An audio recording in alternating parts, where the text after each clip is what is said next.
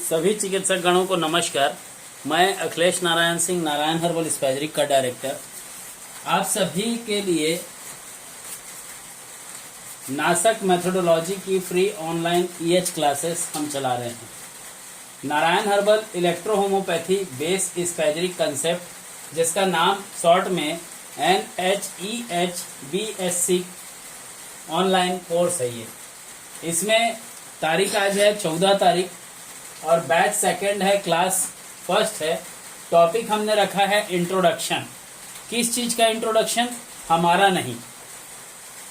सबसे पहले मैं अपना इंट्रोडक्शन दे देता हूं फुल फॉर्म में। मैं अखिलेश नारायण सिंह, नारायण हर्बल स्पेशलिस्ट का डायरेक्टर। जब इलेक्ट्रो होम्योपैथी मैंने चालू की थी आज से 18 साल पहले, उस टाइम पे काफ़ी हौच पौच हुआ करता था कि डायलूशन थर्ड से प्रैक्टिस करो। कुछ लोग थे जो क्रूड ले लो हमारे और उससे डायलूशन 1, 2, 3 बनाओ और पोटेंसी में प्रैक्टिस करो। तो इस संदर्भ में हमको बहुत सारे कष्टों को झेलना पड़ा और उसी बीच doctor GS Verma, doctor Rajkumar Sahu, doctor Bhubaneswar Sahu, doctor Bholaram Dewangan, doctor Nilesh Thaware ji और एक डायडम पुस्तक हुआ करती थी। डायडम पुस्तक जिसके लेखक डॉक्टर CD मिश्रा प्रभाकर जी हैं।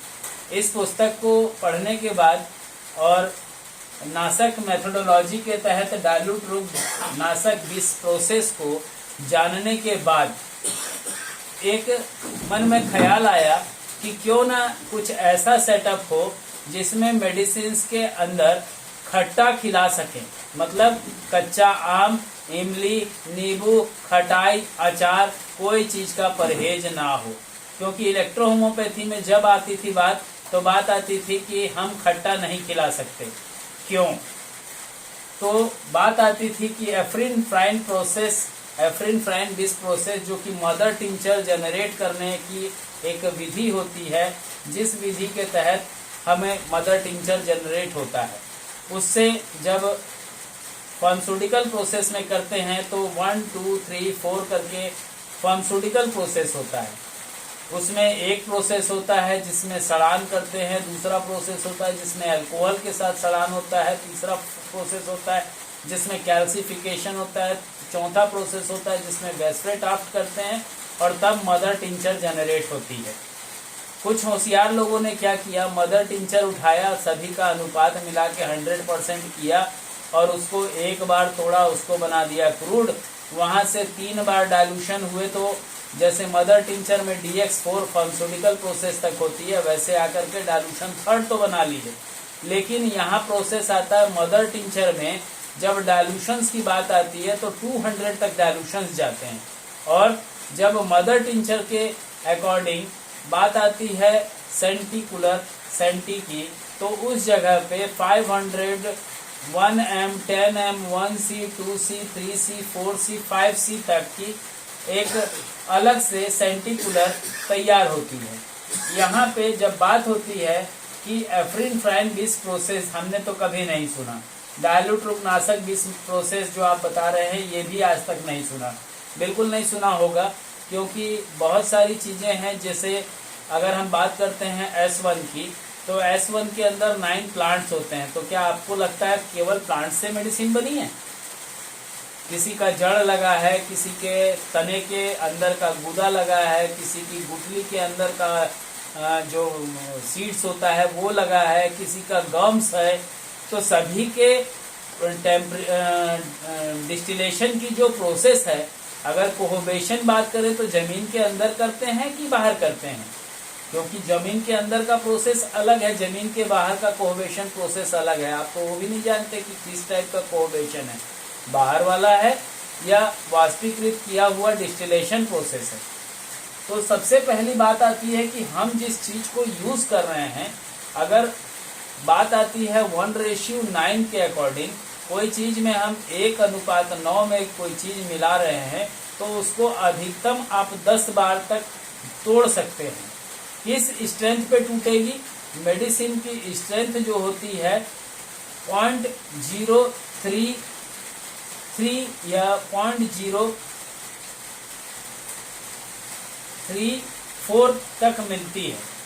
अगर ये प्रोसेस पे आकर के मेडिसिन आपको मिल रही है तो वो मेडिसिन डायलूशन थर्ड कहलाती है। अगर बात D3 बेस की करते हैं तो D3 बेस के अकॉर्डिंग जब D3 बेस से पहले कोई चीज बनती है तो वो ट्रांसम्यूटेड फॉर्म में होती है, जिसमें हमें ट्रांसमिट करना होता है। डायलूट्रुक विष नाशक प्रोसेस के अकॉर्डिंग हम इस मेडिसिन को, हम अपनी स्पेजरिक्स को क्रिएट करते हैं। इसमें हम करते क्या हैं, हम पढ़ाएंगे क्या आपको, डायग्नोसिस प्रोसेस जो कि 10 से 15 मिनट का वीडियो मिलेगा, ट्रीटमेंट के अकॉर्डिंग कॉजेज क्या होगी, और इसके अंदर रिजल्ट्स जो हम टेस्ट रिपोर्ट होती है उसकी रिजल्ट रिपोर्ट जो होती है उस रिपोर्ट के अकॉर्डिंग हम इन तीनों के ऊपर 10 से 15 मिनट और 10 से 20 मिनट और 10 से 15 मिनट की वीडियो हम देंगे आपको, जो कि प्रोसेस में होगी और स्टेप वाइज होगी। अगर कोई डाउट आपके अंदर रहता है कि हाँ सर इस चीज में मेरे को डाउट है और क्लियर करना है मुझे, तो आप उसको एक जगह पे नोट करके रखिएगा, जिसके ऊपर लिख लीजिएगा, एक कॉपी ले लीजिएगा और उसके ऊपर लिखिएगा NHEHBSC course online free class, ऐसे आप लिख लीजिएगा। स्टार्टिंग डेट आज 14 सितंबर 2023 है।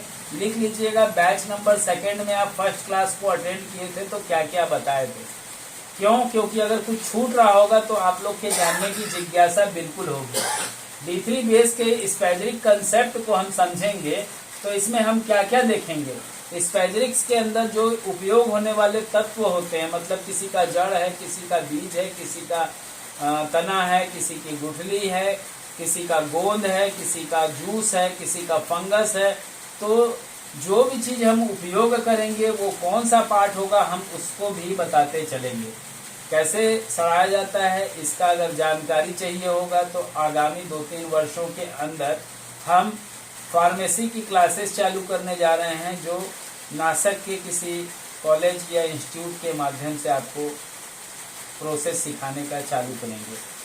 इसमें बात आती है डायलूट्रुक के बात आती है D3 बेस स्पेजरिक कंसेप्ट के अकॉर्डिंग, तो B नंबर है ट्रांसम्यूटेड डायलूट्रुक नाशक विष प्रोसेस वर्सेस एफ्रिनफ्राइन विष प्रोसेस। दोनों प्रोसेस को आप लोग जानेंगे तो डायलूशन 1 to 10, जिसमें आप मदर टिंचर से जो जनरेट करते हैं लोग वो जो कि वो DX1 से DX4 तक, और उसके आगे जो प्रैक्टिस होती है तो D1 मतलब उनका जो 5वां होता है उसको वो D1 गिनते हैं, 6ठे को D2, 7वें को D3, 8वें को D4, 9वें को D5 और 10वें को D6 गिनते हैं।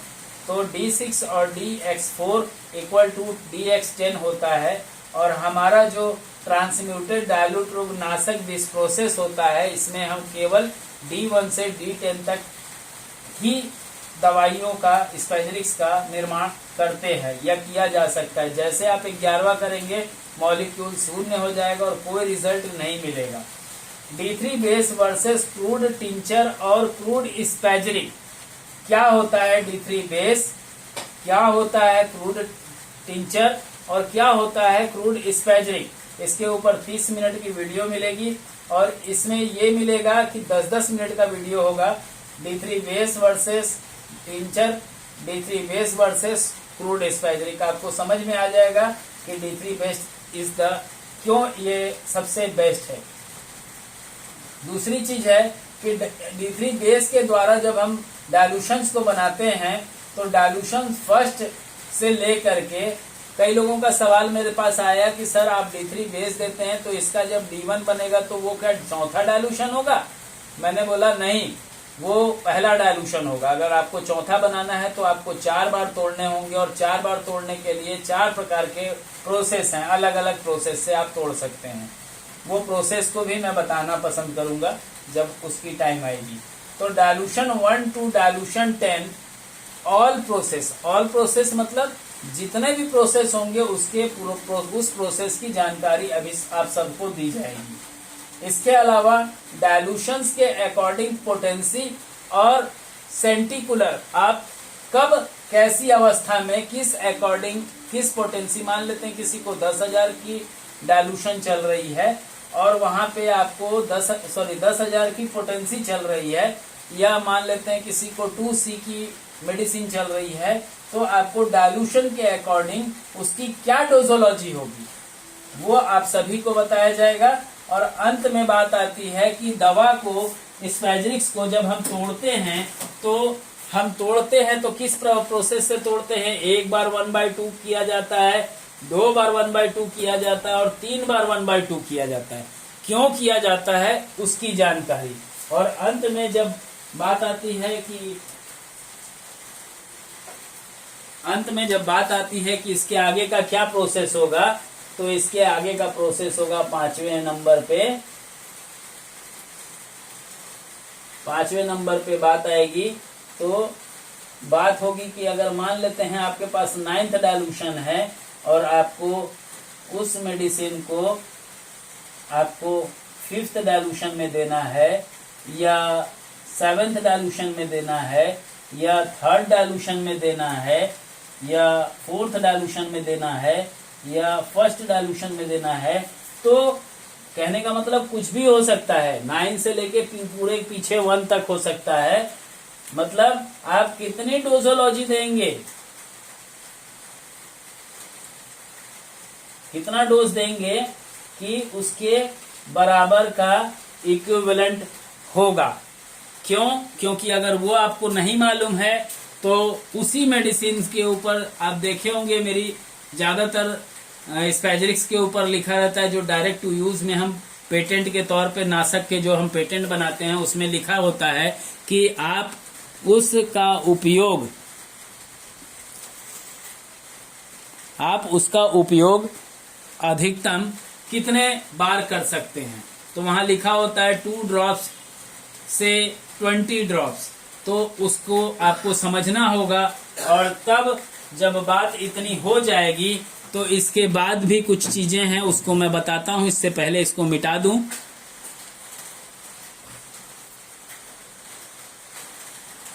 और तब बात आती है कि जब हम इतना जान जाएंगे तो इसके बाद डायग्नोसिस के अकॉर्डिंग जो आप लोगों ने सीखा होगा उस पे टेस्ट होगा। एक प्रोजेक्ट है, उस प्रोजेक्ट में मुझे लगभग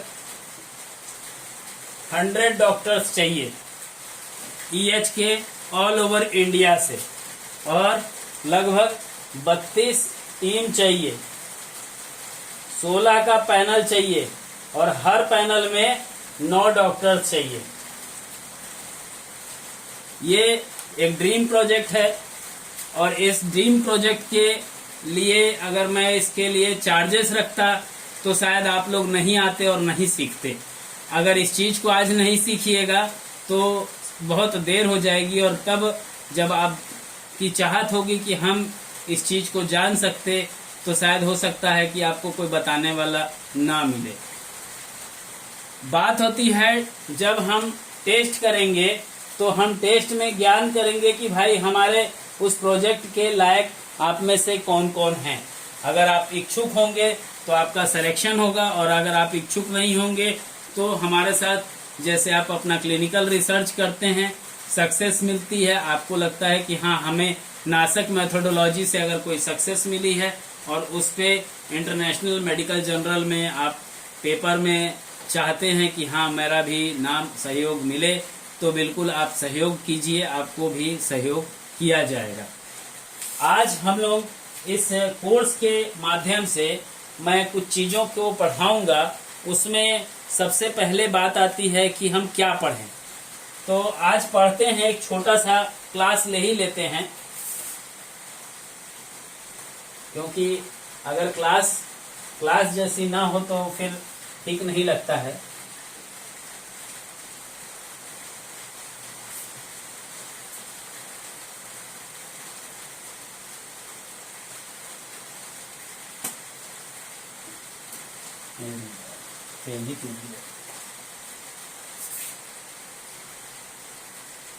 तो गुरु जी ऐसे ही क्या करोगे?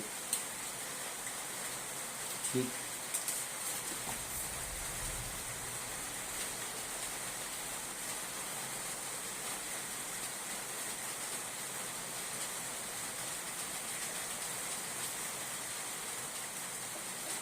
सीरम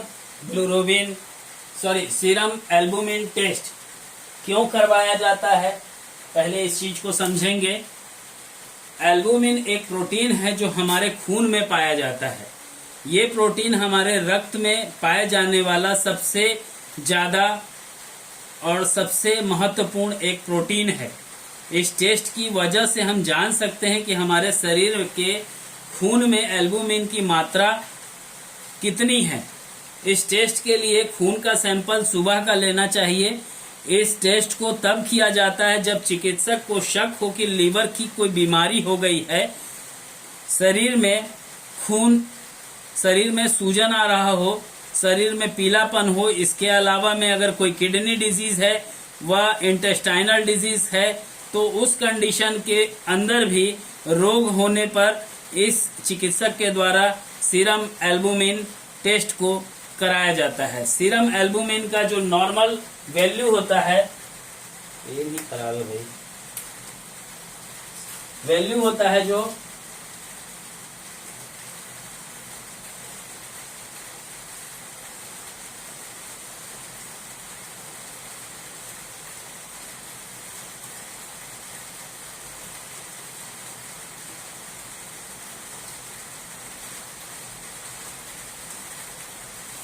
सीरम एल्बुमिन का जो नॉर्मल वैल्यू होता है वो कितना होता है, 3.5 ग्राम से लेकर के 5.5 ग्राम तक डेसीलीटर होता है। ये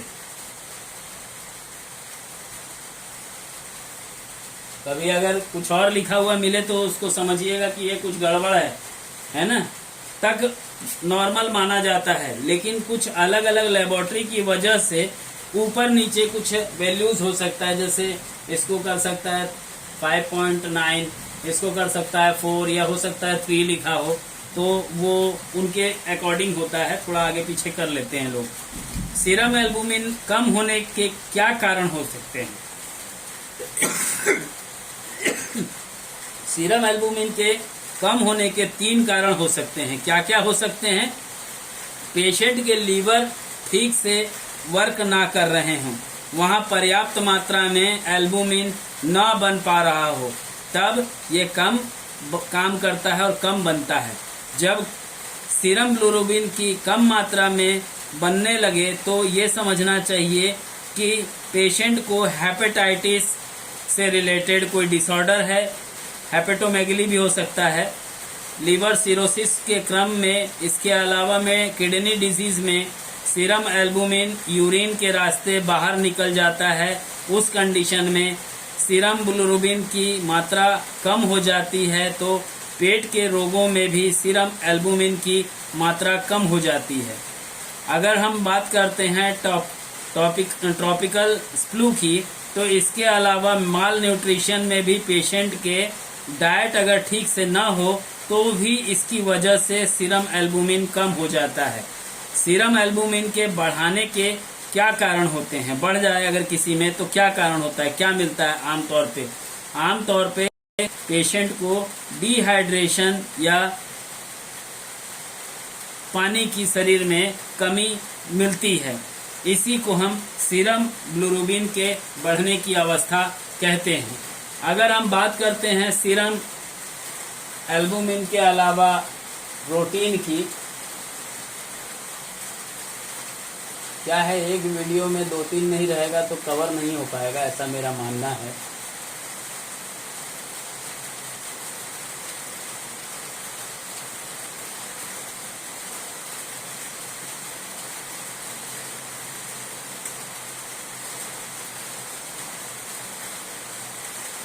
सीरम प्रोटीन की बात कर लेते हैं। तो सीरम प्रोटीन क्या है? हर इंसान के सीरम के जो नॉर्मल प्रोटीन्स पाए जाते हैं, इन प्रोटीन्स के खास कार्य होते हैं। सबसे अधिक मात्रा में एल्बुमिन, ग्लोबिन होते हैं। सीरम प्रोटीन में क्या क्या टेस्ट इंक्लूड किए जाते हैं? सीरम प्रोटीन टेस्ट में serum protein, total serum protein, serum albumin, serum globin, albumin और ग्लोबुलिन रेशियो इंक्लूड किया जाता है।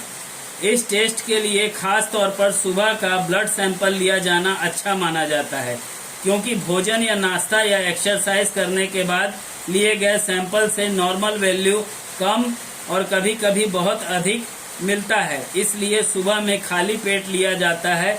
सैंपल करेक्ट वैल्यू का ज्ञात होना आवश्यक होता है। इस अवस्था में जब किसी को सीरम प्रोटीन गड़बड़ हुआ है तो उसको जानना होगा, तो इस बात का ध्यान रखिएगा कि 6.5 ग्राम डीसी से लेकर के और 8.5 ग्राम पर डीसी होता है। अगर सीरम एल्बुमिन की हम बात करते हैं तो सीरम एल्बुमिन का वैल्यू 3.5 से लेकर के 5.5 ग्राम डेसीलीटर ब्लड होता है। सीरम एल्बुमिन की जो नॉर्मल वैल्यू होती है वो भी बता देता हूं।